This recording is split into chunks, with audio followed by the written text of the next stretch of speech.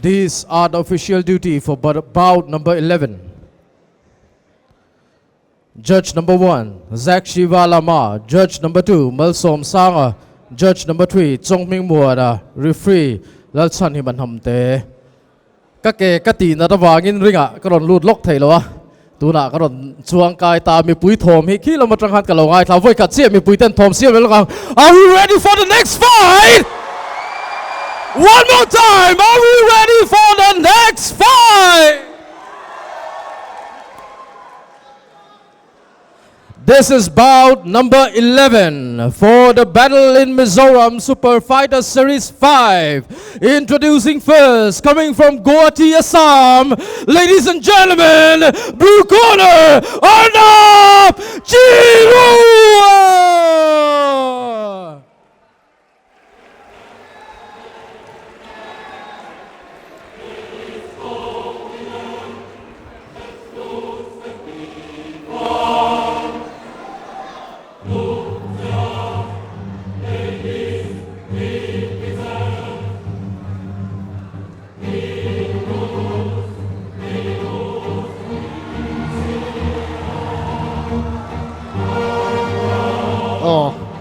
Tuna Arnab Chirua hi Assam boxer ni middleweight ta hian kezi ama hi ari zong hi kezi somsari patni ania kum somni pasari ania ama hi aman hiam do zong hi orthodox ani ipangan shelela zanina hianin. And his opponent from Lunglei, Mizoram, ladies and gentlemen, red corner, Lalthanliana Jr.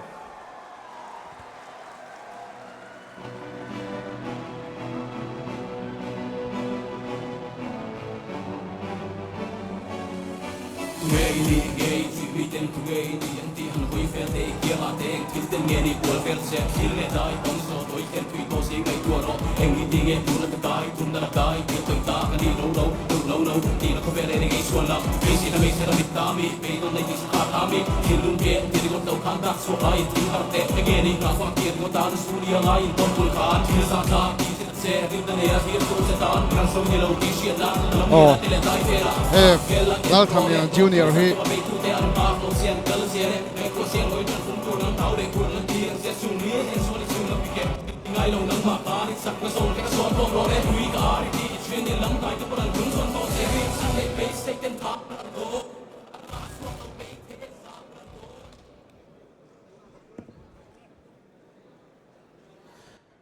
Ladies and gentlemen, this is the middleweight fight, and introducing first, standing on my left at 27 years of age and standing 169 centimeter, weighing 72.575 kilogram, coming all the way from Guwahati, Assam, with a professional record of 0 wins and 2 losses.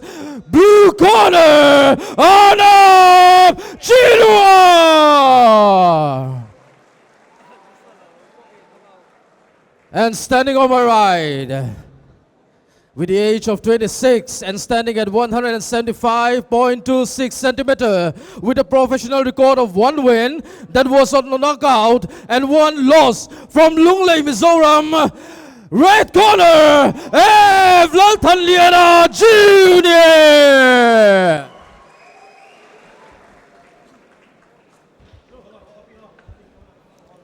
Oh, no headbutt, no backside, no below the belt, no holding. Protect yourself all time. All the best.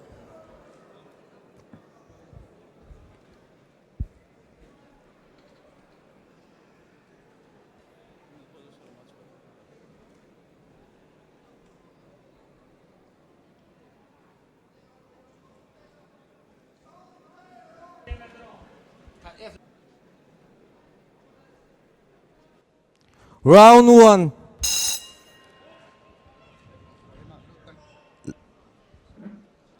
Okay, this is a middleweight division. Arnab Chirua, blue corner, coming from Assam, Guwahati. He is 27 years old. His professional career, 0 win, 2 losses, and no draws. Red corner, F. Lalthanliana Junior, coming from Mizoram, Lungle. He is 72.57 kg, 1 win, 1 loss, no draw, 1 knockout.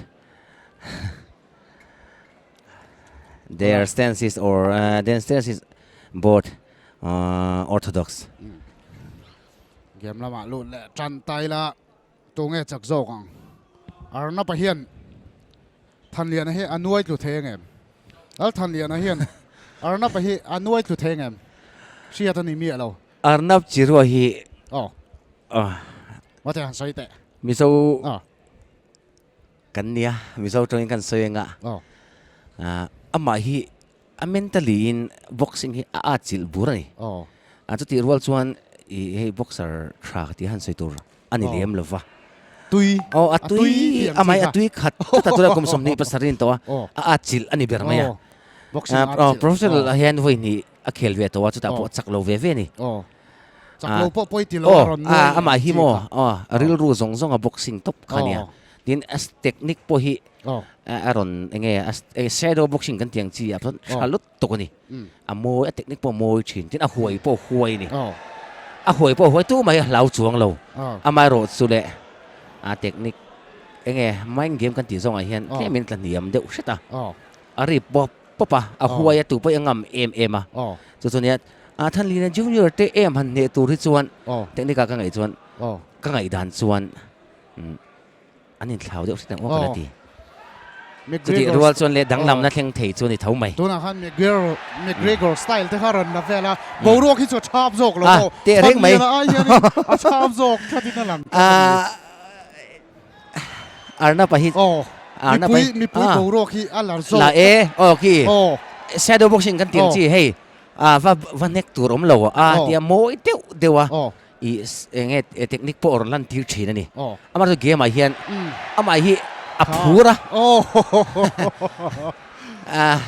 ani mel ka te khin chak deuh kan neya missing ming amaro chu le ka sei lo mai nge thil thalo zo ka thlen pal ta kin Mizo wa hin te khin chak deuh mai kan neya ka sei lo mai nge thil thalo zo ka thleng pal theya ka tiang zong ka invent te ngai ve thin box sia round khat na kan zo le te romaya tuna dana hi chuanin tu nge chak zok don lo shiat lawa fa zo mai ve ka chu le amu no man ya mi pui la bouro ka chwan janina hianin LPS Arena thom chu chhata ka ni kan ringle te punan choi ve bok e tro ani anga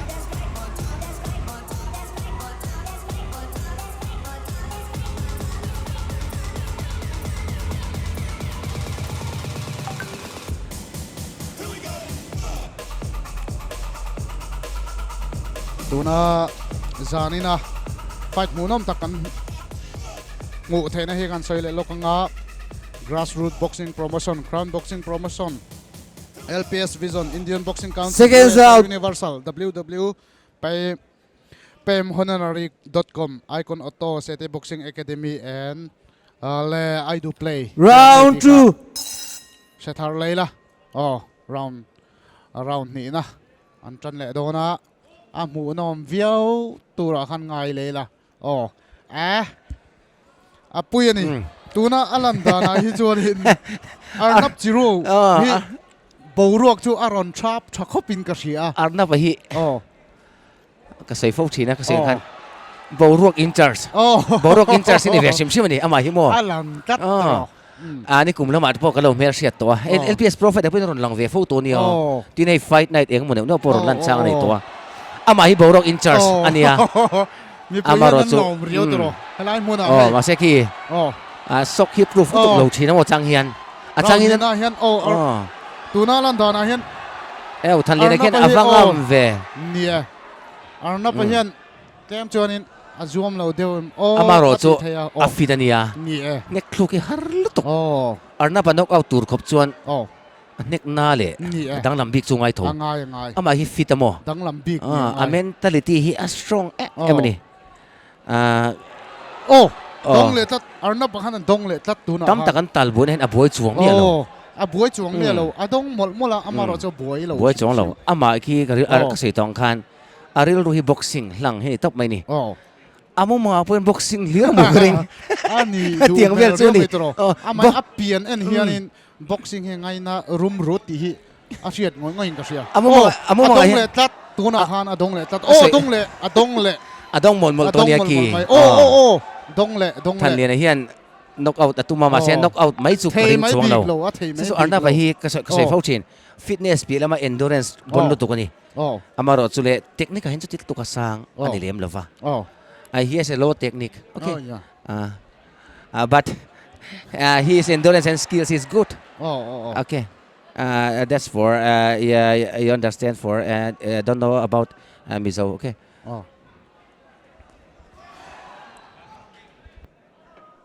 alan dana hi chuanin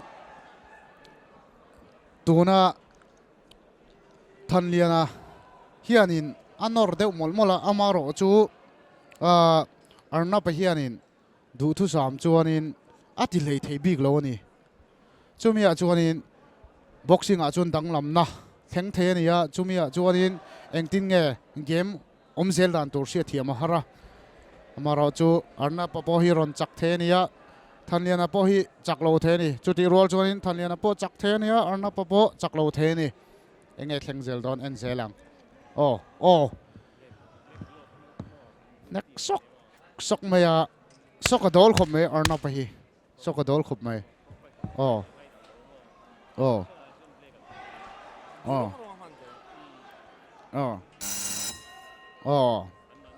round ni na zole ta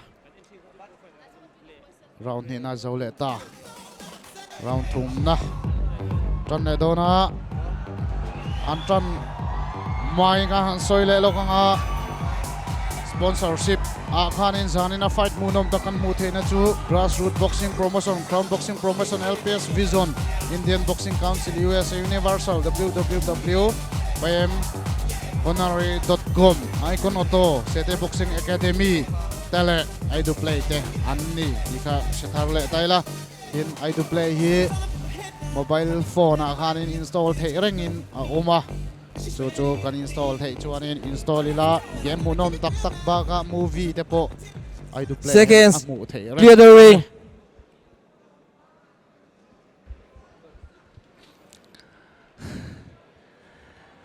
Round 3.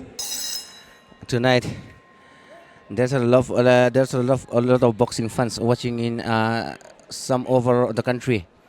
India, not in India, all over the world. They are watching this event. As an this fight, we already say that if Lalthanliana Jr. red corner. Lalthanliana Jr. red corner coming from Mizoram, and Arnab Chirua blue corner coming from Assam Guwahati. They will fight in the middleweight divisions, and this age Arnab is 27 years old, and red corner Lalthanliana Jr. 26 years old. They are both a good boxer, but now Lalthanliana Jr. dominate all the rounds. We think that, but we are not the judges. We are only just a commentator. Lalthanliana Jr. is one of the most famous boxer in Mizoram. He is good in left and right. His potential is too good. His fighting spirit also good, and he is good endurance. Arnab is a good boxer also, but he is only trying to thinking boxing. He's not trying to improve himself. I think that, according to me, Arnab is a good fighter, but he's only think boxing, not in training. So that they are different types of boxers. Lalthanliana Jr. is one of the most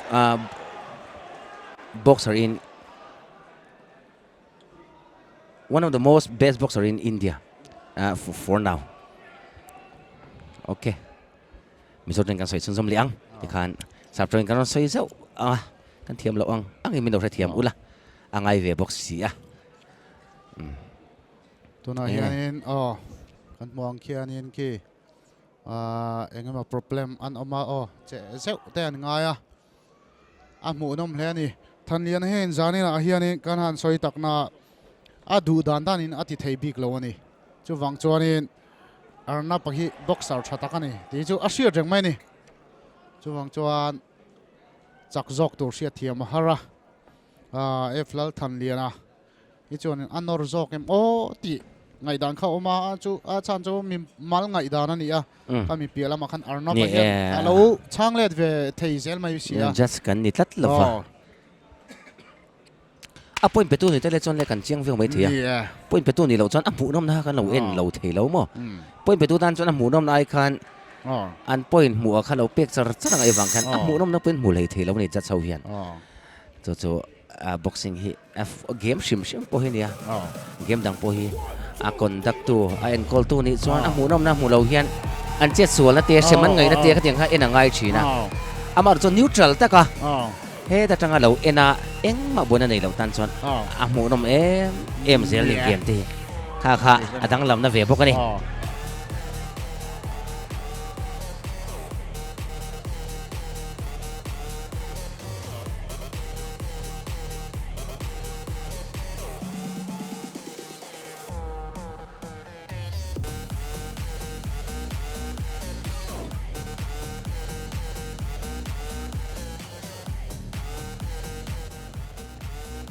Seconds, clear the ring.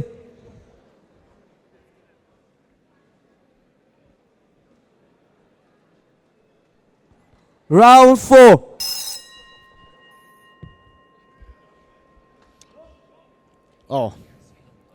Round Lina tran vele meka tuna hian chak tur sia thiam hara chuti rual chuanin Arnab Chirua an dong vele zau thina Lalthanliana junior hian an pe phele nok thina maro chu aduangina ti thei bik lo ani chu dong le nal tuna khan dong le nal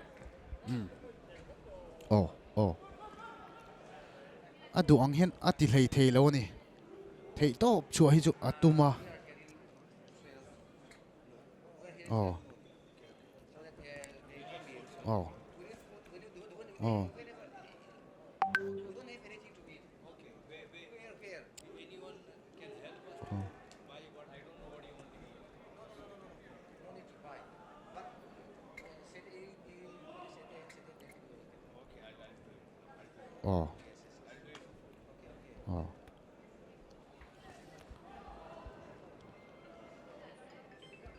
tuna landana hi chuanin Arnab Chirua hian anor vele Lalthanliana dong vele do nok chumi pialama chuanin Lalthanliana point chan let na ape thei zela chak tur hi sia thiam hara kan tran ani engtin nge kan ti theng engtin nge kan knockout theng ti ril rupu hi ani dewina langa knockout hi anin tum khopin ka sia amaro chu kan soi to ong khanin Arnab Chirua hi rinaina dai rei riong maya alandang khianin fit ani tin ama rim hianin chak khia tumani hering chunga hianin tlom mai tur kalani lo chuti rolin atual nei tu jok Lalthanliana hian adu doina soi sa thei mai lo chuwang chun mu noma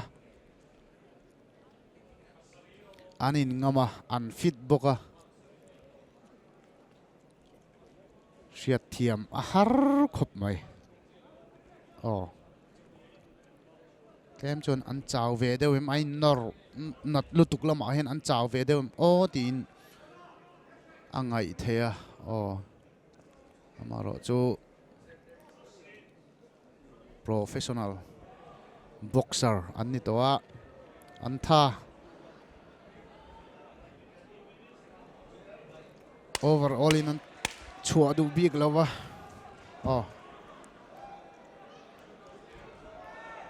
mi puin mu nom tin an clear deuh thup mai ni round lina chu zo le ta der mai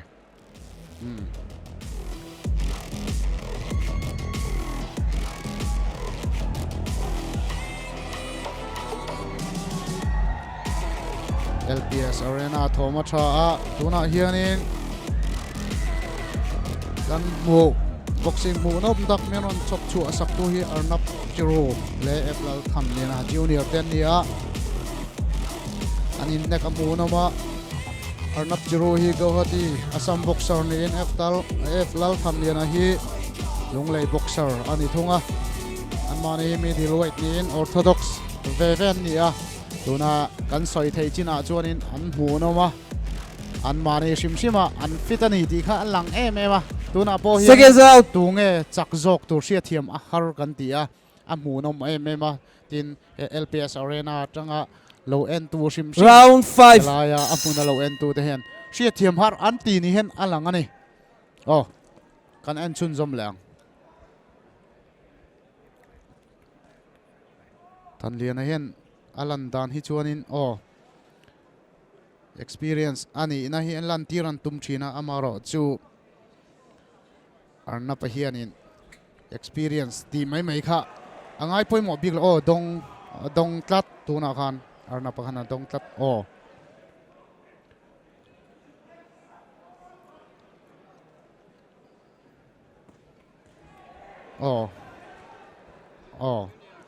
Lalthanliana hen adu anga nopan tum thina a thei mai big lo a chan chu Arnab hi boxer thatakani professional boxer ta chuan mo ti mai the ani big lo ti hi aril ru hena lang nin alang ani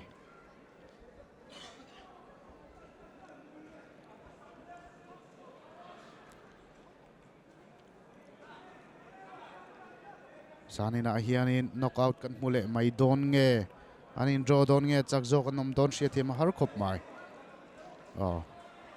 ai norton zaka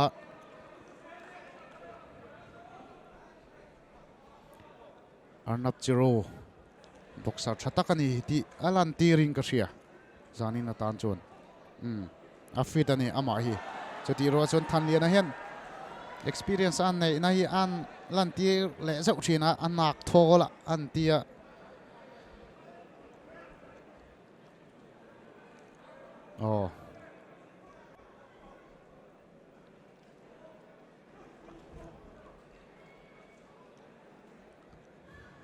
Then chuan an chaw ve ta deu mi ti arin thea amara chu an nei nek the ni an na chaw lo ni ti te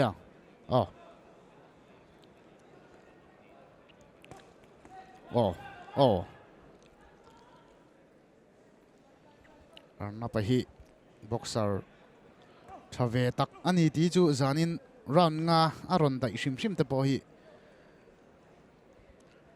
a fit hle ni ti kha chu alang reng maya chuti rol chon Lalthanliana po hi training na tele zanina tepo aniang chu adu thu samram hi chu ale thlen tir thei bik lo ni chu wang choni anin nakie mu noma ikan huang khianin an du in no pijon chak ma se an thei lo ni enge chan ti chon an fit hle ni ti khi chu alang reng mai ni mi soft te tan muna omlo muna omlo ti hi ni top me Lalthanliana ron nora Arnab pa tom mai don nge tom don lo rau nga na jan zole ta chia teng tin nge kal zel don kan thir zelang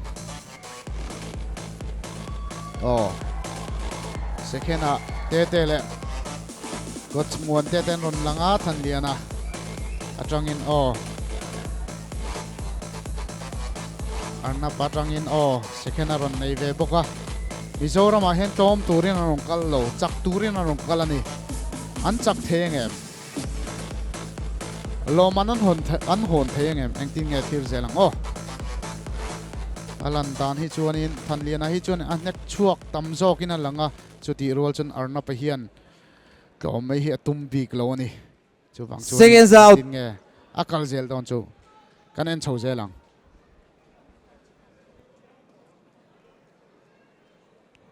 Round 6.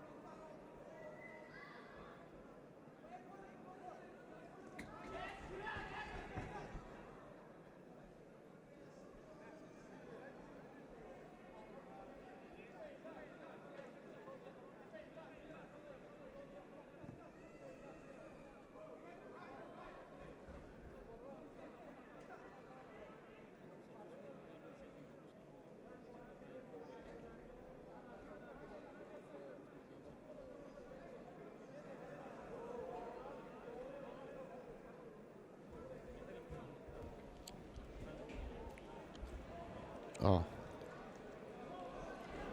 Ai nor le mia mial maya tuna hianin Lalthanliana hian chak atum na samaya chuti rol chonin Arnab hian ka chak lo ni ka du lo ti ni om tak hianin aron chang mol boka oh Arnab hian fitani chuti rol chonin Lalthanliana experience nei na kan muem o ti alang thein kan ria mi mal ngai dana ni a Arnab hian chau deuh mo ti alang theya amaro chu professional boxer an nia ka chu kan re chau zel tura ngai taila oh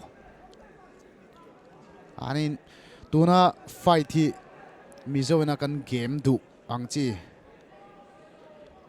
mi pa in nuai tiang chi khani deu in kan ria oh maro chu tlem chuanin an chau ve deuh toim o ti alang theya an enzel photila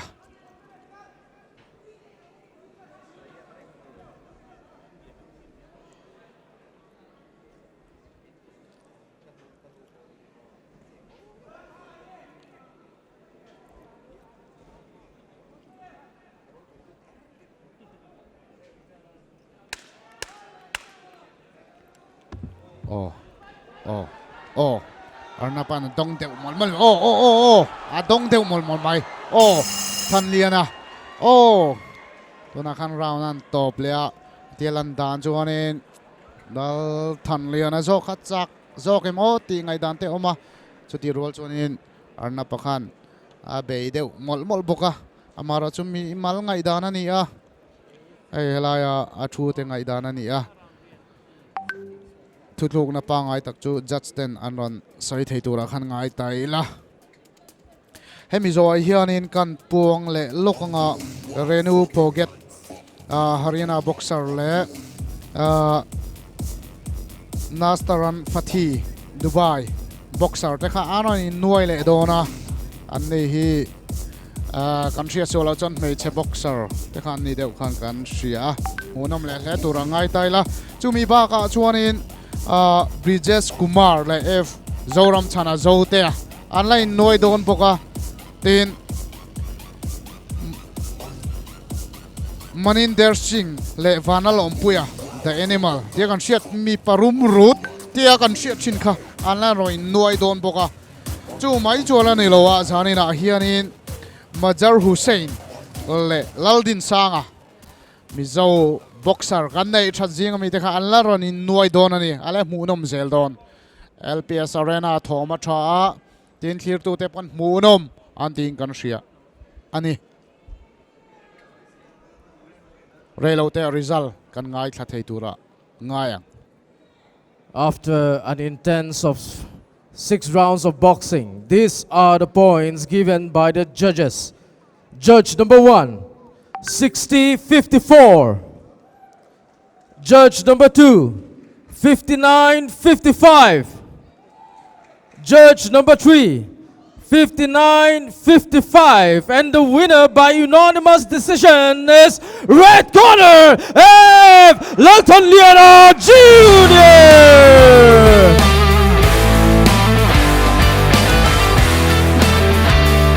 Oh, Lalthanliana Junior kan lampuya chuti rualin Arnab Chirua po ron comeback le turing kan base ya fight mu nom tak kan muin kan shria tuna hian kan soi tong khan renu zona Lalthanliana Jr. kan zot lo kanga ran fati ne na atsanga riru omte tin ain khel chunga riru omte poninga dudu soina hun siam sak lo kang masaberin tun hum min soi thang tu min chandam tu pa isu kristan hena lom tu ma se zain hin lo ro pui ber se chuan Lalthanliana Jr. He give thanks to the God on Almighty God. Chu deu mai chuan voina rong kal khom jong jong boxing fans jong jong te in the vai chunga lom thu ka soya chuan He give all the thanks to the crowd chuan grassroot promotion le and also Grassroot Boxing Promotion and City Boxing Academy. Lunglai branch chunga po lom thu ka soya chuan Thanlian Fitness Club ka gym mate te ka partner jong jong te nen mi lo en thau wangin lom thu ka soi bok lom Thank you, Lalthanliana Jr. We wish you all the best of luck for your future career.